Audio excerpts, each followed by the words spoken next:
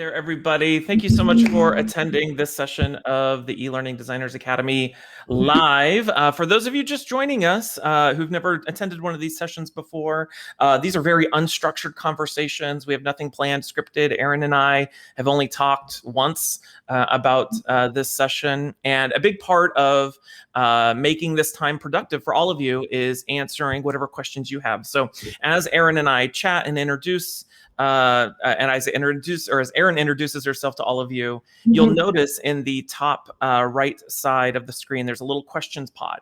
So you can put your questions in there, upvote on other people's questions, and about halfway through, we'll start tackling all of your guys' questions about personal, professional branding, and all of that good stuff. So, hey, Erin, how are you?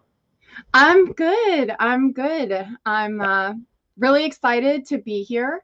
I Yeah. actually just got back from the beach, so I feel like I'm in like a really good zone for a cool conversation. I love that. Yeah. So Erin, when I was thinking about doing this session on building professional brands or building your brand in general, your name came to mind because every time your little face goes by on LinkedIn, I always imagine your pink background or it's a little gradient background, and I feel like you have such a strong visible brand, and I thought, oh, this is exactly the person I want to talk to about branding and how you go about branding yourself and all of that good stuff. But before we get into that, if you don't mind telling people a little bit about yourself, what do you do? What was your journey into e-learning instructional design? Anything about that, feel free to share that. Yeah, of course.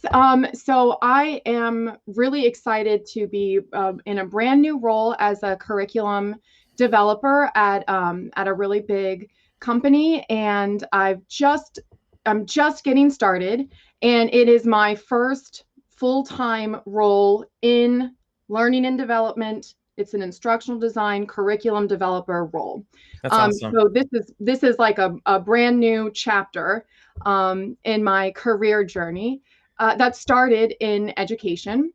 Yep. So that's my background, and I thought about changing careers a couple of times, I would say, over the past 5 or so years. Just it would come in and out, maybe I might change careers. And I didn't really consider narrowing it down to one specific thing, instructional design, until COVID hit last year, and everything went virtual, including my job at the time was 100% remote. And I was watching as this e-learning industry and working remotely, working from home, and all of that was just, it was just blowing up. Yeah. And I saw it. I talked to an instructional designer, and I wanted to be a part of it. So I went from not having a LinkedIn presence, not really having any connections in this other industry, learning and development, to having tons of connections and having a recognizable presence, which is so cool. And talking to Tim Slade on his webinar. This is amazing. It's been a pretty amazing past 6 months. Yeah. No, well, congratulations on the new role and making your transition into our industry. It's been amazing to see how much it's kind of boomed over the last year or so, or 2 years or so. I've been doing this for 10 years. And so, there's been times where I've wondered, I'm like, gosh, is e-learning going to stop being a thing? And what am I going to do? And I couldn't be more wrong. Like, our industry is like exploding. So I think that's so cool. So let me ask you this, Erin. This is something I've been thinking about frequently over the last several months about one's brand and professional brand.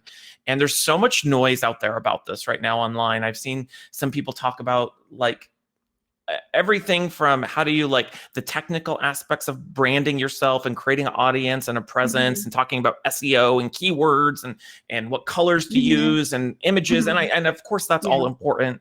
And then I see other people talking about like, how do you become like a household name or an influencer in our industry, which I think is a whole nother separate odd category of things I have different feelings about. And so let me So let me ask you this. So like what, and also I think it's also interesting about how like the need for having some sort of professional brand or presence online has become Mhm. more and more important over the last couple of years. So let me start with this question. Like, eh, why is it, and what's happened in our industry or happened in the workforce that's made it a necessity, or is it even a necessity to have a brand? And why is a brand important, and why is it a necessity? I don't know. I'm curious. I know Hmm. that's a very broad question, but let's start there. Yeah, no, that's a good question. And I think besides, last year everything going virtual and then, this huge boom in the e-learning industry, kind of Hmm. all of that aside, for me, the branding and the having an online presence and standing out came because I didn't have any connections in the field yet. Yeah. So it wasn't a matter of it's all about who that's gonna, get me into a role or get me a job. It was more a matter of how am I going to stand out from the crowd when Yeah. so many people are going into instructional design and e-learning and curriculum development right now, which is Yeah. awesome. But it Yeah. also means literally, how am I going to stand out? And how am I going to meet people? And I think that's where I just sort of naturally and just organically with a lot of thought and intention started to change, pick colors that I would have associated with me, Hmm. follow the people that I was going to follow, reach out, unabashedly, introduce myself and start connecting with people. It came out of the need. Um, I just had to, Yeah. got to meet people. I've got to stand out. This is how this is going to work. Yeah, I think you're right. I think it is. You're absolutely right. It's about how am I going to compete in the industry? And I think that's come from the fact that, to your point, there's so many people trying to get into our industry and it's becoming Mhm. much more highly competitive. But I also think it's come from the fact that at least in my experience, the 10 plus years I've been doing this, when I first started in this industry, your resume was good enough. And if you said you could do storyline or you can do a needs analysis or whatever you listed on your Mhm. resume, or you had an education, a master's degree, that's what was important. But nowadays, I think, more and more employers, I've talked about this a million times before with portfolios, and a Mhm. portfolio is an extension of your brand, I think, Mhm. uh, is that employers are looking for people who are credible and they have skills, tangible skills, and they want to see evidence of those skills. And Mhm. I think evidence of your credibility or your knowledge is also reflected in your brand, right? Because that's Yeah, that's that's it's how you're showing up, right, in the industry. I don't know. What do you think about that? right. I think you're completely right. And something that I know is like speaking of portfolios, mentioning portfolios. One of the first like little hints that I got at personal branding or making myself unique was making a course in it was Articulate Rise. Hmm. And I had to stop and ask myself, what do I know like right now that I could make a course and really teach someone about? And it was, tending to this certain plant, it Yep. was spider plants, keeping this plant alive. So once I sort of, and I share this to say, once I brought the question of how am I going to show what I can do, and I brought it back on myself to take a look at what I already knew and I was already good at. I Hmm. opened the door to the conversations and learning and development that I could be a part of right away. And that's related to the science of learning. With Yeah. my background in education, I've got this mad enthusiasm for how people learn, how knowledge is acquired, short-term memory versus long-term memory, following up on results, over the course of time. Like every conversation about that is one that I could jump right into. Yep. And I took that in stride. So on the one hand, I needed to learn the software and I needed to learn the authoring tools and show all of that. And that was going to take some work. Yeah. I was going to really have to figure out how to do that. But when it came to having conversations about something I already knew about and I was enthusiastic about, like I said, it just opened the door to all of these conversations and connections and learning and development. And I felt like I was true to myself with how I was putting myself out there. Right. Yeah. So I think one of the things that you're kind of asking or you're kind of alluding to, and one of the questions I get frequently from people is like basic question of like, how do I build my brand, right? Mm-hmm. And I struggle answering that question. I've always struggled answering that question because it kind of gets to the heart of defining what is a brand in the first place. And to your point, I think you mentioned, you kind of alluded to the fact that you started doing something, maybe it wasn't intentional in terms of creating a brand, but it kind of like compounded into this thing that you discovered was your brand. And then you start iterating on it. So let me ask you this. So what does it mean to have a brand? Like, how would you define your brand, or what does it mean to have a brand? What are the components of that, I suppose? I mean, that's a great question. And I've been thinking about that leading up to, this conversation with you, because I think that obviously. Me too. I don't know if we have the right answer, but we'll try. Yes. So I want to distinguish what I consider to be my personal brand, and I want to distinguish between that and branding. Okay. So branding and marketing, in my view, are a whole different thing. Yes. Because if you're branding yourself because you want to sell something, or because you want to hook in an audience to, gain their loyalty, so you're getting to know the audience so that you can post and be reflective of like hooking them in, so to speak, that's one thing. And that's not at all what I did. Yeah. That's right. not at all what I did. I'm not selling anything. I'm not trying to get to know other people so that I know exactly how to get in with them and talk with them or anything like that. I took the idea of personal branding and I made it, how am I going to represent myself? Yep. Like, this is just, you take it or leave it, really, but this is who I am. And how can I show it when everything is virtual, everything is remote, and all I have in front of me is my computer screen? Yep. Does that make sense? Yeah, like, no, I totally agree with branding? I totally agree with that. And I think that's part of the reason I find myself so frustrated when I hear people talk about, when people conflate what it means to, when people conflate branding with the business of marketing your business, if you will. Those are two very different things. And I agree. And so you're absolutely right. Like, there are things that I do for me and my business. There are things that I do to market what it is that I'm selling, whether it's my custom e-learning development, whether it's my academy program, whether it's my book, whatever the case might be. That's marketing, right? It might come in the form of content marketing. I might be being strategic with SEO and keywords, and my brand is represented in that, but that's not branding, right? And I think for me, the way I define my brand is, it's nothing to do with my book. It's nothing to do with what my website, how my website is optimized, or how many followers I have on Twitter, or how many likes I get on LinkedIn, or I combined Twitter and LinkedIn right there. I knew exactly what you were talking about. Or how many people are on my mailing list. The brand, in my opinion, is how you show up in the industry. Like, what value do you offer other people? What are you talking about? Are you contributing?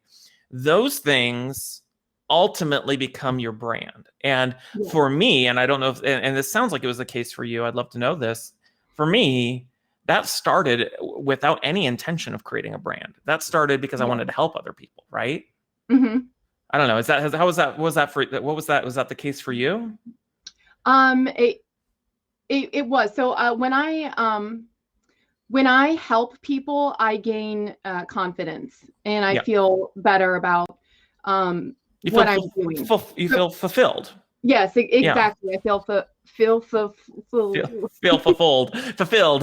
Yes, you get me. You know what I get I'm saying. Yeah. So that was really helpful to do in the beginning, just to give myself the feeling of purpose and the feeling of place, and where I decided to go in this career, and what I decided to do. And that was so true. That was so true to myself. And once I started to gain that confidence that I was being true to myself, that's when I felt more comfortable jumping into conversations with, people that I didn't know yet, but that were perhaps having a conversation or posting an article or sharing a publication that I could confidently participate in the conversation. And again, Yeah. for me, that just came, that always just comes back to learning. Yeah.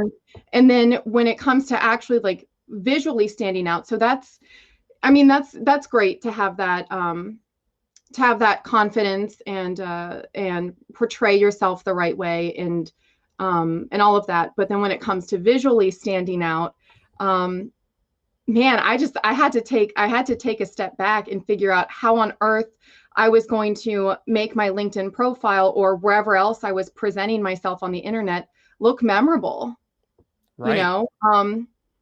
And Well, and that's where the color came in, the pink color, which is not, I know I put this in one of my, I'm getting fuzzy. I'm trying to get this webcam to focus oh, on no me. worries.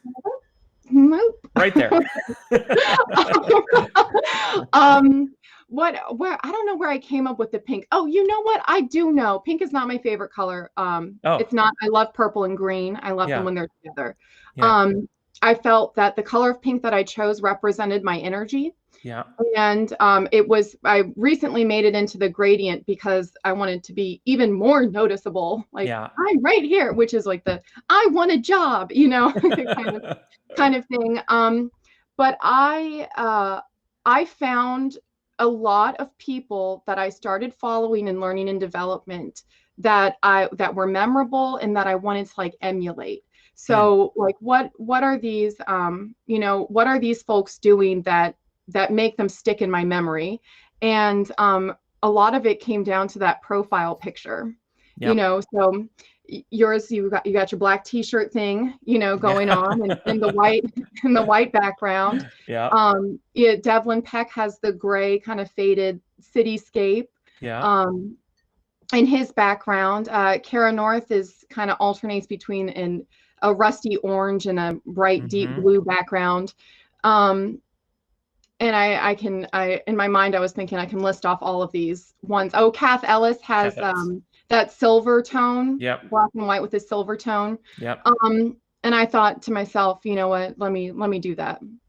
Well, Let me so figure out how to do that. so let me ask you this then. So I think for some people, there's this weird evolution when you first start out, when you don't realize that you're building a brand or you're very unintentional about it, whatever you might be doing, right? Like you're Mhm. blogging or you're sharing on LinkedIn or you're contributing to the industry, and then all of a sudden there's this weird transition where you go from unintentionally building your brand to realizing that you do have some sort of brand, and then you start trying to intentionally, I don't want to say design, maybe like curate your brand, I should say. I don't know what the Yeah. right word is, but like uh, for you, like what was that moment when you realized you had something that you needed to refine, edit, to make memorable? Was it as a result of looking for a job? What was that? I think that it was really just a result of my own curiosity and creativity. Yeah. That I wanted to figure it out. Like I wanted to figure out how to do it just because I was interested in it. Yeah. And I think one of the big turning points where I felt like I could just really represent myself and it's all good, what I'm doing and what I put out there, was when I started looking up branding archetypes. Mm. Um, and I went in and I found, and I'm going to share everything to everyone in the audience and everyone who's who's listening. And I'm gonna refer to a couple of different things and I'm gonna compile them into a resource to be Oh, able that'd to be awesome. post Yeah. and share. So like when so archetypes, for example, I took this like little branding quiz to kind of see which one I associated with the most. And it was kind of this tie between the lover and the sage. And Mm. once I started looking into those two things differently, I thought, oh my gosh, this is it. This is what I've been talking about. The sage, an academic, someone who wants to talk about learning, the science behind it, share scholarly article, that Yeah. all that side of things, the academic side of things, and then the lover side of things, which is just really caring about other people. And it's not the caregiver, it's the lover. So I don't know if I'm going to explain this quite the right That's way. okay. But there is a certain element of the lover. I was looking at brands that use that archetype, and it's a lot of like beauty products and beauty brands where they're where they're, they're kind of intimate in the way that they talk to their customers and like build them up and stuff like that. And so I could see the connection Yeah. between what I was doing, and how I was presenting myself and this archetype. And once I did that, that was the moment where I was like, if I want to use a heart emoji, I'm going to use a heart emoji. If I'm going to greet someone with 3 exclamation points, I'm going to greet someone with 3 exclamation points, because this is it. This is what I'm going to do. Yeah. And that was a couple of months ago, I think. And I think I'm doing pretty well representing myself. I promise, guys. I promise that however I present myself is for real. I promise. Yeah. It's interesting because I think oh gosh, I lost my train of thought. What was I going to say? Oh, it's interesting about how, when you looked up those archetypes, if that's the right way to say that word, but you know what I mean? I think I struggle with that word. Archetypes, yeah. We'll call it personas. When you looked at those different branding personas, again, it goes back to, it's not about what sort of technical things you do or how often you share content or how do you get likes. It's about how you show up for other people in the industry, right? And then that evolved into you realizing, oh, okay, I'm the sage. This is how I'm going to emulate that in my brand. The same is true for me. Like for me, when I think about my brand, my goal, and it didn't start this way, it evolved into that over time. I realized, oh, I'm really interested in being authentic and vulnerable and helpful to new people in the industry. And I try to emulate that in my content. I don't know how well of a job I do, but that's what I try to do. And I noticed you mentioned, I know you said you wanted to ask me about the black shirts and a few other things that I know I said nobody's ever asked me about that before. And so it's interesting that you picked the black t-shirts, because I think that it makes you seem very approachable. Oh, okay. That's interesting. And it's like it's a casual way of looking polished, just a plain black t-shirt. So it's got the professional vibe, but it's just I just want to go grab a drink with you. No. That's the I would love to have a drink right now. The waving hand. Yeah, the black shirt. What you mentioned a few other things when we were talking earlier. The black shirt, and what else was there? The way that you start and end your messages it's personal, but it's also, it's very, very calm and very kind. So the wavy, using that waving hand emoji, just, hey there, hi there. Yeah. How are you doing? And then ending your messages with like a very simple and kind, until next time, or see you around. And that's just that language is approachable, maybe. A good picture of you. It really does. Yeah. So it's interesting. So the black shirt, it's going to sound cliche because, people have heard this story about like why Steve Jobs always wore the black turtleneck or why Mark Zuckerberg always wears the gray hoodie. And it's not me trying to emulate that by any means, but what it is about, and the reason why I started wearing the black shirts, and this kind of goes into the strategic aspects of branding, is for me, my intention in that was, I wanted it's really important to me that I'm consistent with everything that I do. I try to be consistent visually. I try to be consistent with the colors or the iconography or the fonts that I use or the imagery that I use. Like that's important to me. And part of that is being consistent in how I present myself when I do a video or when I'm on a webinar like this. And so I buy these from Kohl's. I have like 40 of them in my closet. And the goal is, well, if I just wear a simple black t-shirt, I don't have to think about how I dress when I'm doing a video. I just throw on the black t-shirt, and it's casual, but not distracting. Right. Yeah. The thing about the opening and the closing of the videos. So there's two things I always, it's so funny that you bring this up. Like you've dissected it for me. For a lot of other people too. Oh, that's what I do too. I always dissect other people's brands. I start my videos. What do I say? I say, oh, hey folks, Tim Slade here from the eLearning Designers Academy. And it's funny, the reason why I started saying, hey, folks, is I used to say, I used to have a really bad habit, and I still do this when I'm ending a Zoom call or something like that. I used to say, "Hey guys," and I remember one time I worked on a team of all women, and I would say, "Hey guys," and they were like, "You're the only guy in the room," and I'm like, "Oh yeah." And so I used to say, "Hey gang," and sometimes maybe I'll do that in a group meeting, but then I thought, okay, what's the most inclusive word I can come up with? Folks. That's folks. Hey folks, and it's simple and friendly, right? Yeah. And then hey, how do I end the videos? I say, until next time, I'll see you around. Yeah, I don't know. Like, I always say that to everybody. I say that when I if I meet somebody in person and we're departing, I'll say, hey, I'll see you around. I don't know. That's a great example. Those are things that weren't intentional. It just happened to become part of the brand over time. So. But they're really great things for us to, recognize and be talking about here with all of the participants who perhaps in the audience who might, feel a vibe from someone or, want to connect with someone or participate with someone or be in their network and all of that. There are these like little things, like these little nuances, almost, but the colors are important. The green in the ending is important. Even I've started to really think about the structure of my posts on LinkedIn. As I wasn't, and I'm newly kind of posting in this way, but I have set up a framework for the posts that I share for articles that I've read. And you'll start to see it where I greet the L&D network. So everyone in it, hey, how you doing? This is an article I read, and then I pulled up that that website that takes your font and your text and makes it into like the cute little different fonts. Do you know what I'm talking about? No, I am so curious. I don't know how to describe it. No, you have to share a link. Yeah, share a link. Catherine, I think it might be called messy text. I'll share a link. So anyway, what it comes down to is that I'm going to read it. I'm going to kind of describe the article, and then I'm going to give 3 key takeaway points that I felt that are a sentence or 2 each. That's it. And then I'm going to end the post by saying, like, what do you think? Yep.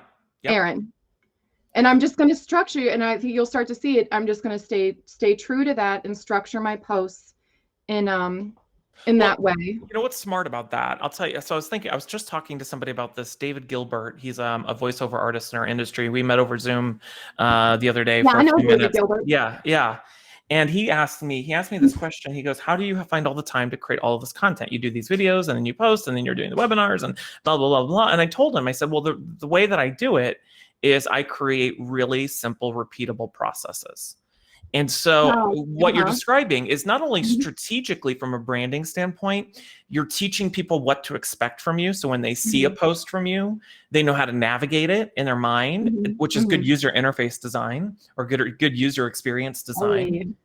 And it also allows you to be efficient in terms of creating a repeatable process. I'm exactly the same way. Like when I'm writing a script for a video that I'm working on, I know exactly how I'm going to open it. There's an opening, then I have my opening animation, and then I say a few words, and then I get into my tips, and then I close it the same way, and it's a repeatable process. And the same thing is true for my lighting setup, the clothes that I wear, how I edit the video, and it allows me to, be consistent with my brand, but also create a process that's repeatable so that I can be as efficient as possible with it. And I think that's smart because then people great know learning design. It's just good user experience design or learning design. Okay, cool. Okay, so we have about 30 minutes left. Do we want to get to some people's questions? We have 10 questions in the question. Yes, but I have a joke I want to tell you. Yes. Oh, tell me your joke. What do you call a cow with no legs? Oh, I don't know why I was going to say a moose, but that doesn't make sense because a moo, I don't know. What is it? Ground beef. Okay, I have one. What did the ghost say to the bee?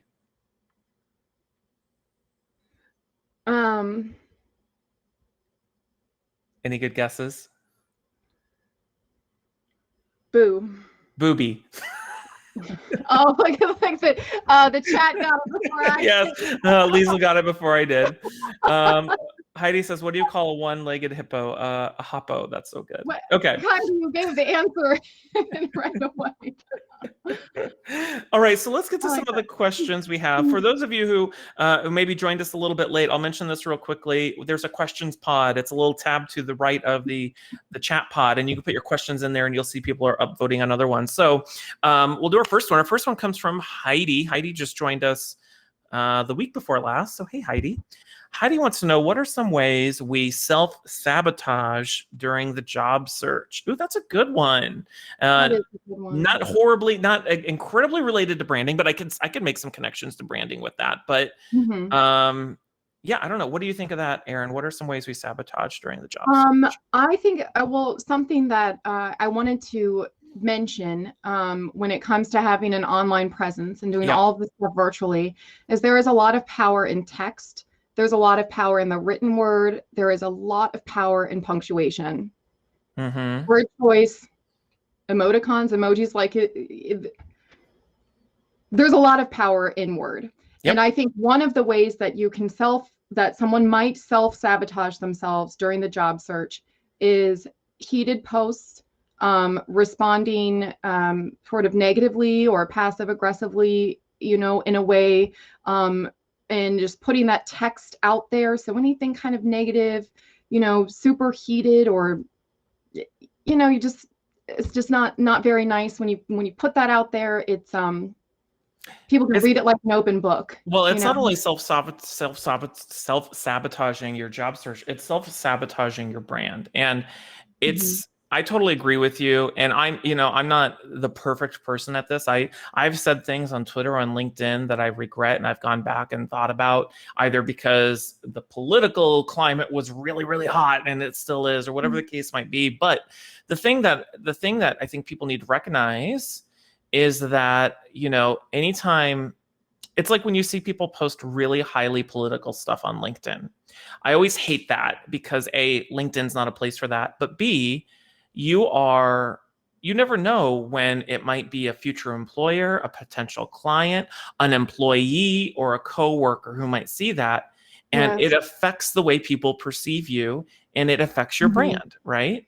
And same thing is true for Twitter. Yeah, and so like I said, I'm not perfect about this by any means, and I think we always have room for improvement. But my general rule of thumb is, like, if I don't have anything productive to add, I just don't say anything at all. There's people on Twitter, like we were just talking about this before we started the session. There are people who I think, and they sometimes work in our industry, where I feel like their goal is just to troll other people. And that's annoying. And we've all seen it, when they just disagree for the sake of disagreeing, or they're passive aggressive for the sake of being passive aggressive. And while it makes me want to pull my hair out, I'm kind of like, okay, well, the universe will take care of this, because everyone else is going to see it, and you're just going to end up ruining your reputation in this industry, right? Yeah, so most definitely. Like I said, it's like it's written word. It's like an open book. And I have distinct memories of things that people have, quote, said, meaning typed and posted somewhere on the internet, that I remember. That left an impression on me. And also, I think it's not just what you say publicly. It's also, we were talking about this before we started recording, it's how you treat people. And I think it's important to remember too, is that people in this industry talk. People share their experiences, and when people have a negative experience of somebody, people share that. And that's the other thing too to remember, is that from a branding standpoint, you don't have complete control over your brand. Your brand is how people think of you. That's what the brand is. Right. What people say about you, what they think of you, how you treat them. And so, like, for me, one thing that's really important to me is I try to treat everybody that I interact with respect, and I give them time and allow them to be vulnerable with me. And I think that's important too. Yeah. Anything that you, to go back to Heidi's very good question, anything that you put out there, I mean, it's out there for everyone to see. Yep. It's out there forever. Yeah. Even when you delete it, it still gets captured. It's out there. Okay. I hope that answers that question, Heidi. All right, so our next one comes from Netta. I hope I got your name correct, Netta. Netta wants to know how best do you approach personal branding when you are not tied to one path industry, or you wear many hats simultaneously, or you're a Jack and Jill of all trades? That's a good question. That is a good question. So I would say my reaction to that would be that you aren't what you do, you are who you are. So your personal branding it's not gonna come back to, well, perhaps it won't, but if you can represent yourself in a way that's just you are you, no matter where you are and whatever you're doing, I think that's the best kind of way to approach personal branding. Then whichever job you're doing or whichever path you're on or whichever hat you're wearing, you can go with that, but you already I think have this is yourself as a person. Yeah, I totally agree with that. Like your personal brand is who Netta is and how Netta shows up in the industry and just being your authentic self. And I think this is a great example where conflating marketing or the technical aspects of branding get conflated with personal branding. And so Right, because you're not selling yourself. Right. And so Personal branding isn't selling yourself. Exactly. And I totally agree with you, Erin. Like if you haven't figured out yet your niche or your audience, because that's one part of branding, but maybe you're not trying to find your niche or audience, but if you haven't figured that out yet, then it's just you, right? You just being you. And it kind of reminds me, what I was thinking about a moment ago is that there's a lot of people I encounter who they're either new to this industry or they're early in their careers and they're trying to figure out what they want to do or what they want to be or what they want to be when they grow up. And my response is always the same. Like, it's never just going to happen. You're not going to just wake up one day and go, oh my gosh, I'm going to be an e-learning designer, or I'm going to be whatever the case might be. That comes in time through doing a bunch of things, realizing what you like doing and what you don't like doing, what you enjoy talking about and what you don't enjoy talking about. And so part of my answer would be, if you haven't figured out one path or one industry, or you wear many hats, or you're currently a Jack and Jill of all trades, well, then you still have some more time. That's the universe telling you still need to spend more time trying to figure that out for yourself. And you're never going to be able to force it to happen. It's just going to happen one day. You know what I mean? I don't know. What do you think of that, Erin? Do you agree with that? I agree with that. And I would also add, so when I'm saying, be yourself and all that,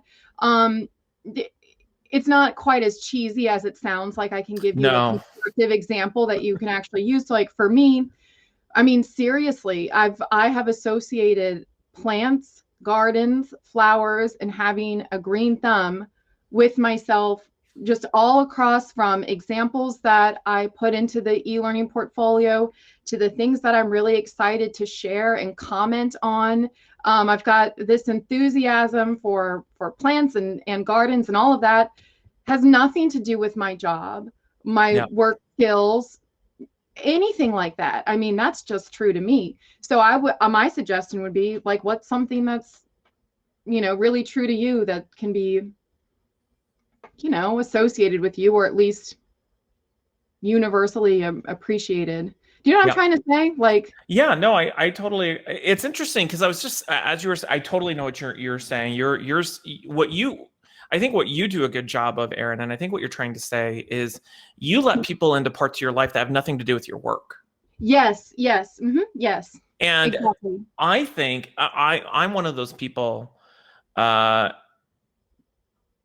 I struggle with that. And I'm curious to know, like, how do you balance that? Because I don't let people know what I do, but people don't know a lot about me or me personally or anything like that. And that's just not a part of what I do or letting people in. So I don't know, how do you balance that? Like, letting people, choosing what you let people in, like what you let people into and what you don't. I don't know. I'm curious. That's a good question, because actually I was really self-conscious last fall for everything to be online, like kind of that fear of all the reasons why, your name might be searchable, and just like there's all this like connotation that's like clam up, hold back, don't share too much. So I had to figure out what I could share that wasn't too personal. So I don't talk about, my relationship, or perhaps, Yeah.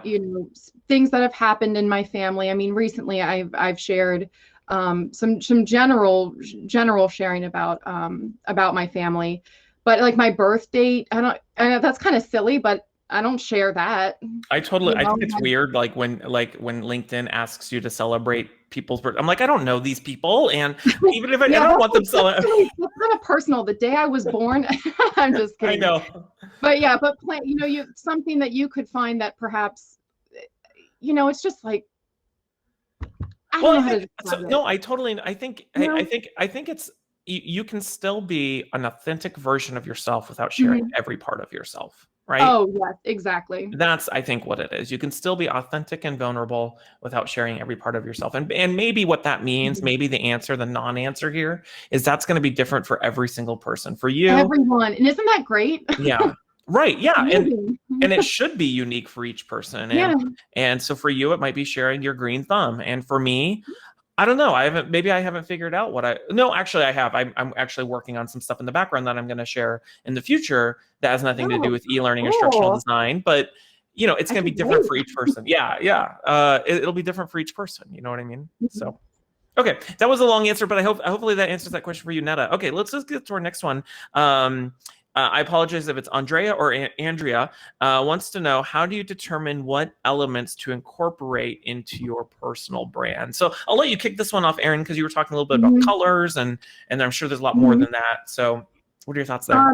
So what I did was I chose a color that I felt represented my energy, and then I didn't deviate from it again. And Yep. actually, there's two shades of pink in what I do, and one's a lighter pink, and one's like a darker, brighter pink. And then there's been a little bit of yellow, and I don't think that's going to stay around for much longer. But I picked the colors, and I'm not going to deviate from them. Mm-hmm. I designed a logo, which was something that was really nice when I was making e-learning examples or visual aids, or anything like that that was being shared. I could put my little logo in. I chose the bottom right corner. Mm-hmm. So it was the colors. I did not change my headshot.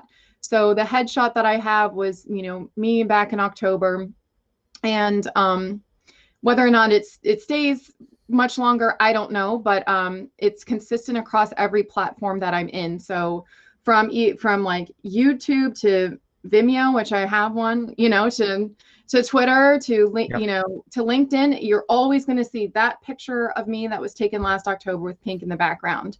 Yep. Um, and then those are like the main visual things that I feel like Yeah. I did. What else do you do, I Tim? mean, What are other elements? for Oh, your me, greetings. Your hey there and see you later. That's an yeah, element. those are elements. I don't know. Greeting. I try to define, like, when I say technical elements of brand, I'm talking about like the fonts, the colors, the imagery you use. And then there's like the Mhm. personality aspects of your brand, which is, you're right, Oh, like I see how I what you mean. introduce somebody or how I greet or close out like a video. Like when I Mhm. think about like the elements that incorporate your brand, like from a technical standpoint, you said all the things, like what colors you Mhm. use, what fonts you use, your headshot. Mhm. Um, and I think, there's no right or wrong answer in what elements anyone chooses to use this for those elements of their brand. But I think what's most important and the biggest roadblock or the biggest hiccup I see people make is when they're inconsistent with it. And so, like, whenever somebody Mhm. asks me to review their Yes. portfolio, I'm looking at, okay, that's their color, that's their font. And then when it diverges from that, that's when I'm like, no, no, no, you need to be consistent AF Yeah. about those things, because because eventually the purpose of using those colors and those fonts not only represents your personality, but it teaches your audience, whoever that might be, potential employers, blog readers, clients. You're instilling in their mind your brand, and so every time they see those colors, those fonts, that image, there's no question that it's Erin Chancellor or Tim Slade or It Kath makes you Ellis. very recognizable. It makes you Mhm. recognizable, right, and Mhm. memorable. Mhm. Mhm. And then to the other point, like the personality stuff, like that again, it's how you show up, and and it's what type of stuff do you share on LinkedIn, or how do you Mhm, comment, mhm. and those things. That's really that for me. That's hard and ambiguous how to define how you go about curating that, and that rarely, those parts aren't something that you do intentionally. That just becomes a reflection of your It's your tone. personality. Mhm. Yeah, so I think the important is, it's not less about the elements, it's about picking. It's not less about which elements you go with, it's about being super consistent with those elements, I would say. Yeah. I think that's a good way to Yeah. summarize. Yeah. Mhm. Okay, so let's do this question. Catherine wants to know, and this is a really simple question, and I think this is the hard one. This is probably the hardest one to answer, but we'll give it a try. And we talked a little bit about this earlier. So Catherine wants to know, how do you go about developing a personal brand? How do you do that? That's a hard question, right? Um, I think um, I'll start, and I say, we're probably going to end up repeating ourselves, I suppose. And I'm curious to know if anyone has thoughts in chat.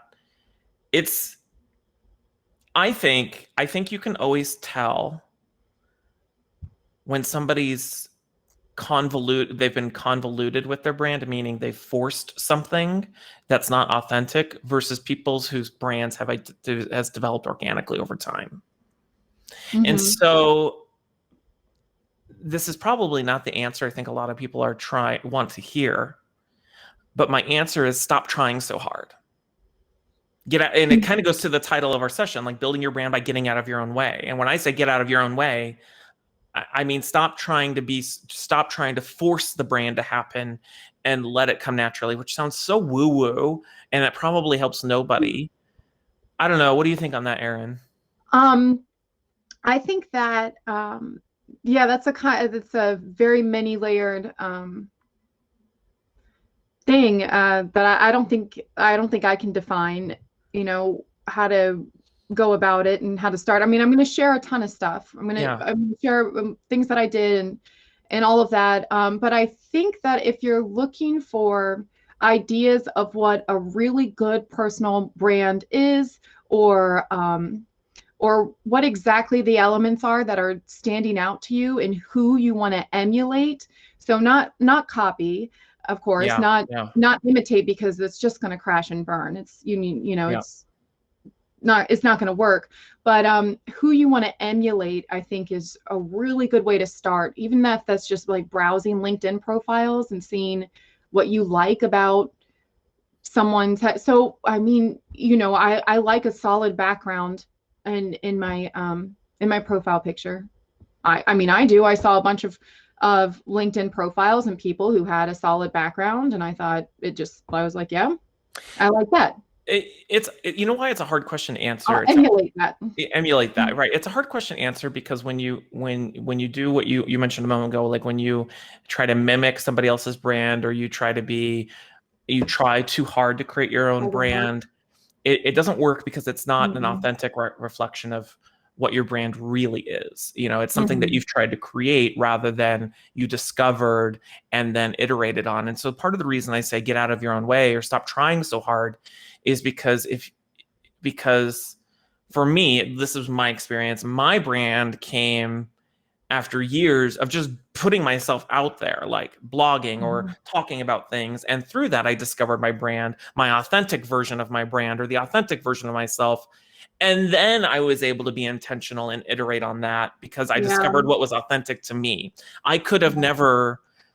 Your ego gets in your way, and all these things get in your way, and you get in your own way when you try to create it before you really even know what it is. Mm-hmm. So I know it's kind of like this chicken and the egg type of thing, and that's why it's such a hard question to answer.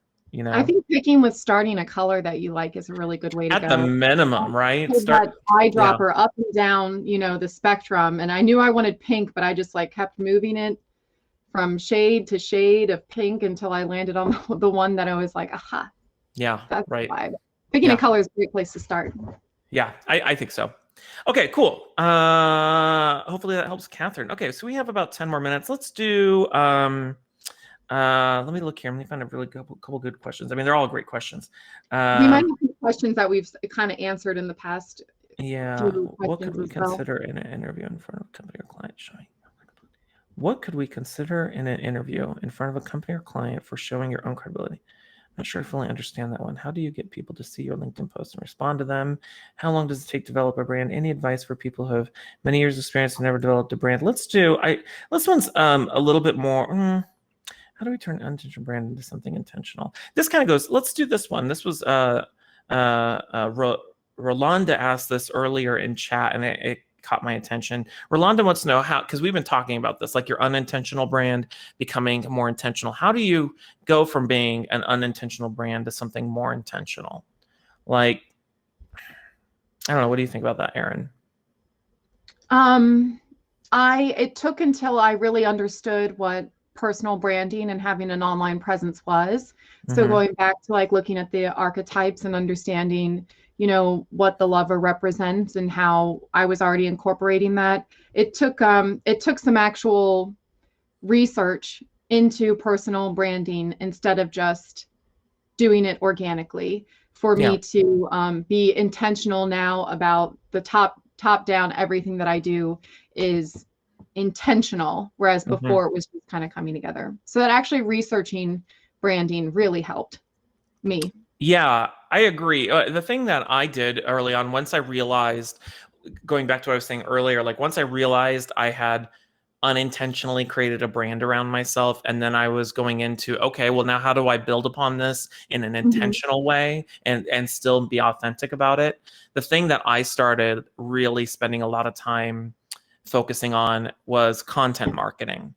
Because one of the things I didn't want for my brand was I didn't want to just be what I call a marketing slut.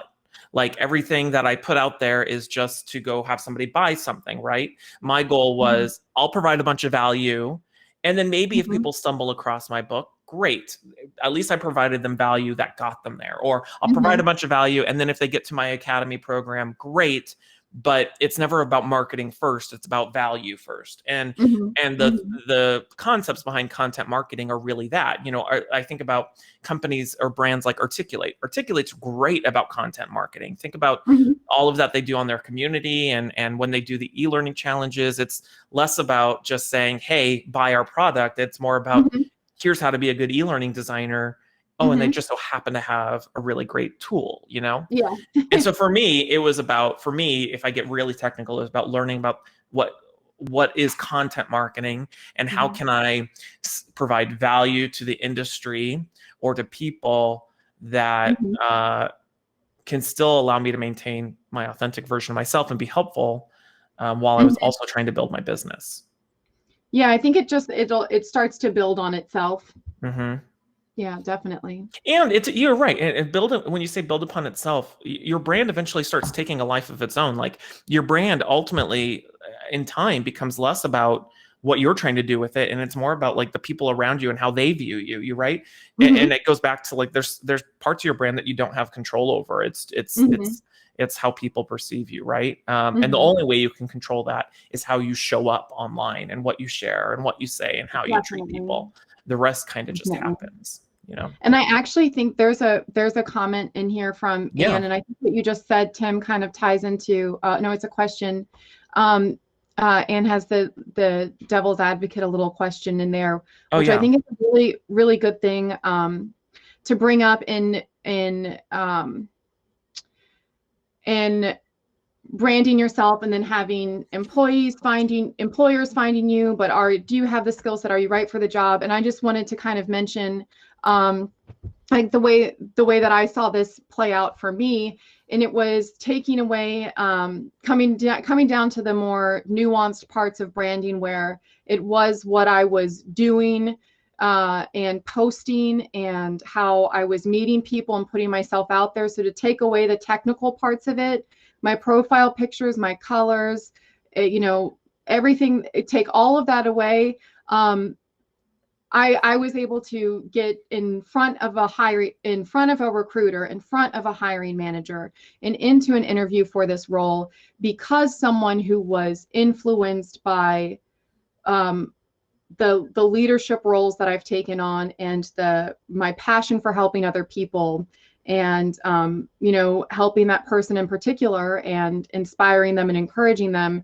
Those like kind of more don't know if nuanced is the right word, but there are parts of me that I was able to put out there enough that someone recognized them, and then that led to a referral to a recruiter, a shortlist for a hiring manager, and a job where, once it was down to it and it was see some e-learning examples, what's your background, this and that, and it was a genuine interview, it was like, okay, I'm right for this job, I think that's exactly what I totally agree with you. And what I really like about Anne's point here is that, and what Anne says, for those of you who may not see what Anne says to be devil's advocate a little, it seems like the emphasis on branding might make it harder for employers to find the right person for the job. In terms of instructional designers, the skill set for marketing a brand and instructional design are not really the same. You're absolutely right. And so I think what I like about Anne's point is there are people in our industry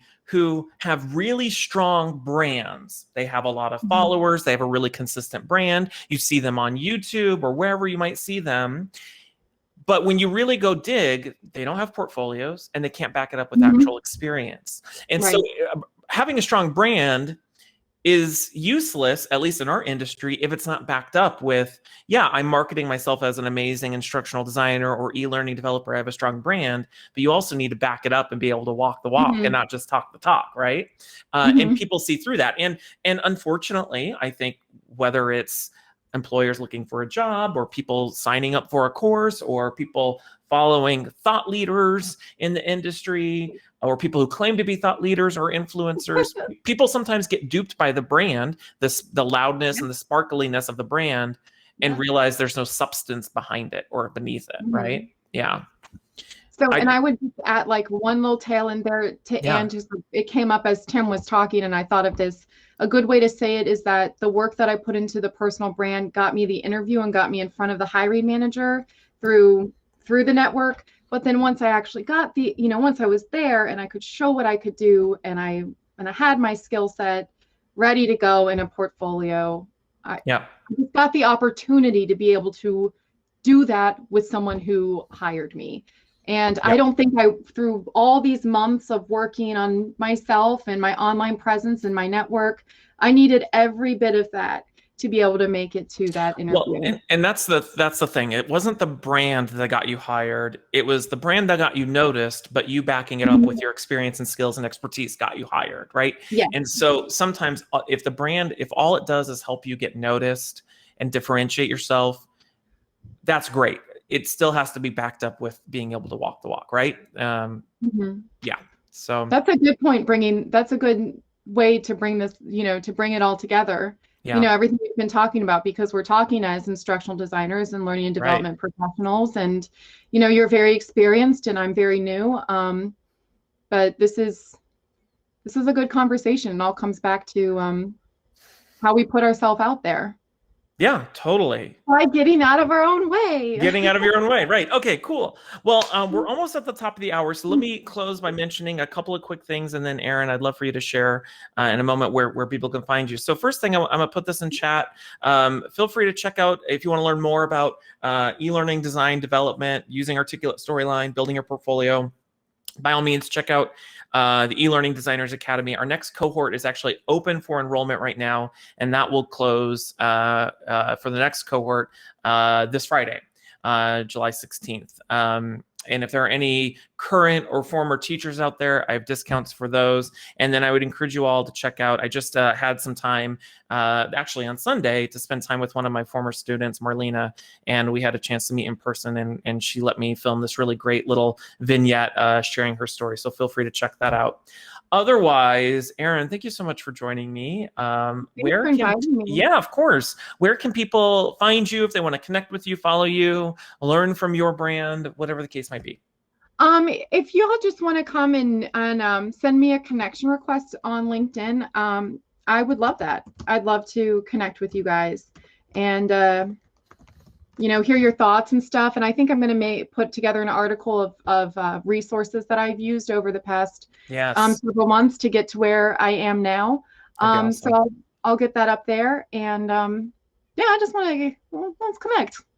Yeah, well, I promise everybody, if you haven't been following Erin, once you start following Erin and you see her profile image, you will always recognize her online because it's such a great, it's a perfect example of catching somebody's attention through your branding. So thank you so much. Thank you. Thank you, guys. Everyone have a great day. And again, thank you, Erin, for coming. Thank you, Tim. I'll talk to you everybody. later. Bye.